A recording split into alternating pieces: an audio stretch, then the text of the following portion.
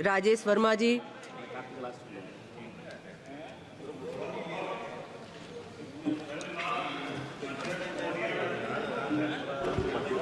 बहुत बहुत धन्यवाद अध्यक्ष महोदया। आपने बजट के ऊपर आज मुझे बोलने का अवसर दिया। मैं लोक जनशक्ति पार्टी रामविलास के तरफ से इस बजट के समर्थन पे यहाँ खड़ा हुआ हूँ। अध्यक्ष महोदया, जहाँ इस बजट में युवाओं को, महिलाओं को, किसानों को, पिछड़ों को, दलितों को सशक्त करने का प्रयास किया गया है, वहीं सभापति महोदया, इस बजट ने देश के पिछड़े राज्यों में जो हमारा प्रदेश बिहार है उसको विकसित राज्यों के बराबर खड़े होने की जो ताकत दी है, इसके लिए मैं प्रधानमंत्री, आदरणीय हमारे देश के प्रधानमंत्री और वित्त मंत्री जी का धन्यवाद देता हूं। सभापति महोदया, जब बिहार को विशेष पैकेज दिया जा रहा था तो मैं इस बात को देख रहा था, जहां विपक्ष के अन्य प्रदेशों के हमारे वरिष्ठ सांसद इसका विरोध कर रहे थे, वहां मुझे इस बात को लेकर बड़ी चिंता हुई कि हमारे बिहार प्रदेश के भी विपक्ष के सांसद इसका विरोध क्यों कर रहे थे। ये समझ से परे है। सभापति महोदया, ये वही बिहार है जिस बिहार को देश भर में लोग केवल मजदूर सप्लाई के रूप में देखते हैं, और जब आज इस बिहार की परिभाषा बदल रही है, जब आज ये बिहार देश भर में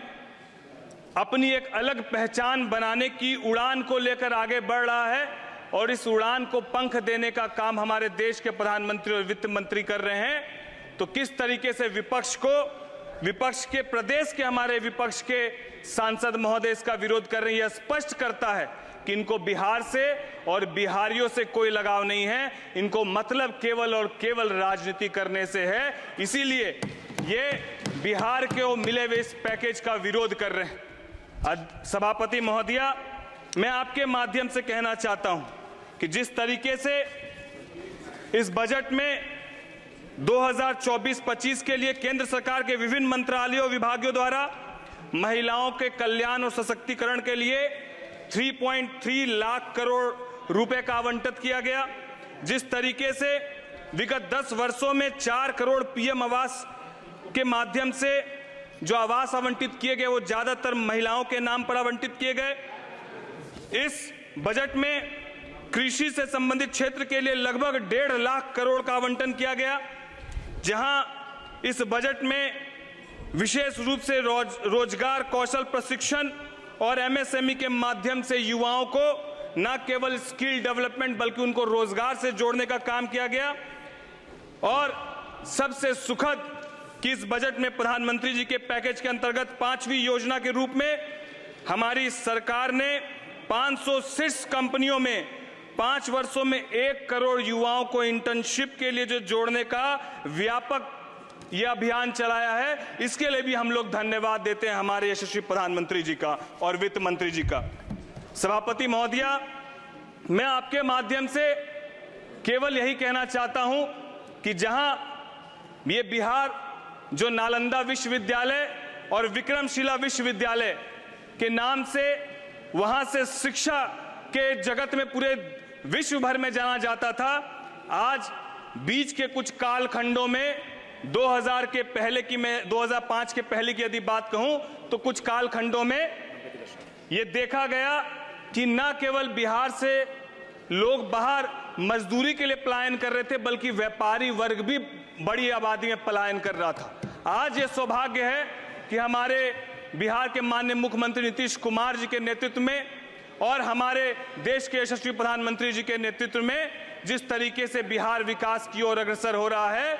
जिस तरीके से बिहार में पलायन रुक रहा है और उद्योग की संभावनाएं बढ़ रही है, बिहार को मिले इस विशेष पैकेज से न केवल एक्सप्रेसवे बनेंगे, न केवल एयरपोर्ट और अस्पताल बनेंगे, बल्कि उद्योगीकरण के लिए भी बिहार अब अपने आप को अग्रतर आगे बढ़ा रहा है। और जब उद्योग लगेंगे तो बिहार के लोग बिहार में ही रोजगार करेंगे। मैं साथ ही साथ सभापति महोदया आपके माध्यम से कहना चाहता हूं, विपक्ष के हमारे बहुत सारे साथी बार बार एक शब्द का इस्तेमाल कर रहे थे और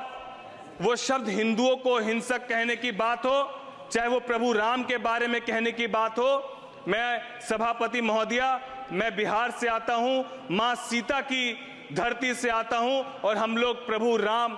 पर, पुरुषोत्तम प्रभु राम के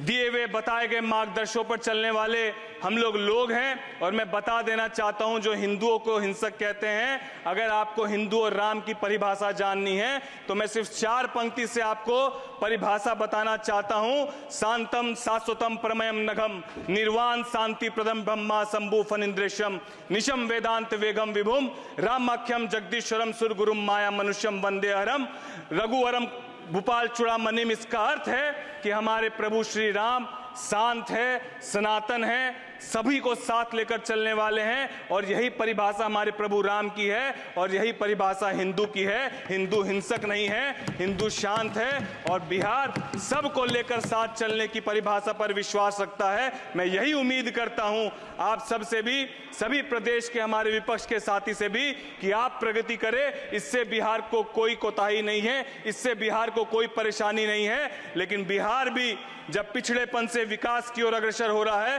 तो मैं आपसे भी उम्मीद करता हूं कि आप भी बिहार की ओर अपनी निगाह सकारात्मक रखें। जिस तरीके से हमारे देश के प्रधानमंत्री और वित्त मंत्री जी ने बिहार को विशेष पैकेज दिया, मैं फिर से कोटि कोटि धन्यवाद देते हुए और बिहार को बिहार फर्स्ट, बिहारी फर्स्ट के विजन के साथ आगे बढ़ाने की जो सोच हमारे नेता आदरणीय चिराग पासवान जी ने रखी, मैं उनका भी कोटि कोटि धन्यवाद देते हुए अपनी वाणी को विराम देता हूं। जय हिंद, जय भारत।